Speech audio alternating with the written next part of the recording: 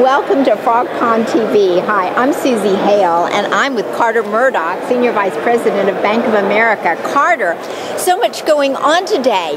The Fed and Freddie and Fannie, tell us what's going on, and then tell us how it's going to impact us all. Well, we all know the capital markets are going through a lot of rigmarole right now, with a bit of a meltdown and a lot of IndyMac, for example, going under and bankrupt this past week. A combination of other, the GSEs come under a lot of pressure as far as having enough capital to secure and back the loans. So it's one of those situations where, it's like a well-earned hangover where, the real estate industry went on a buying spree. Capital was cheap. We're all in a position where, the reality is we took buyers from the future and we brought them into the present. This is talking about 2005, 2006. And the reality is today is many of those buyers weren't qualified, unfortunately. And really more unfortunately from a human element perspective, a lot of people are having their lives dramatically impacted in foreclosure or short sales and having to move out of really what the dream of home ownership is all about. We really expect that to start to subside and start to actually stabilize over the near future.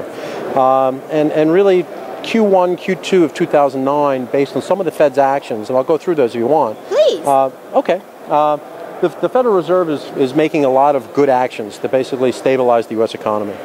It's extraordinarily challenging because they need to balance basically the want and will to fight a slowing economy on one hand with trying to balance basically an inflationary environment that is increasing.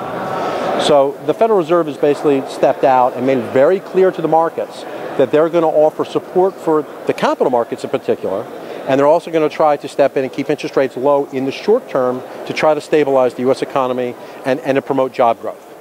Well, that's a bit problematic because with the price of oil going up the way it has, from $14 a barrel in 2000 to $146, $147 a barrel just 2 months ago, it creates unique challenges in trying to control inflation. So it's one of those things. I believe, that Bernanke is making the right decisions. I believe most of the federal Fed presidents are making good decisions to try to control the economy. But there is a change going on in the Federal Reserve. You've got three presidents of the different Federal Reserve banks, in particular Philadelphia, Kansas City, and Dallas, that are now adamantly want to fight inflation and let the economy actually take some of the impact of those higher interest rates. So it's going to be interesting to see how it plays out. I would anticipate that interest rates will trend upward in the next, probably the next 4 to 6 months. And typically when the Fed increases once, it's at least 3 times. 3 times. So ultimately, obviously, that will have some impact on the housing industry and the U.S. economy. You heard it here at FrogPond TV. Thank you, Carter. Sure. Thank you, Susie. Bye.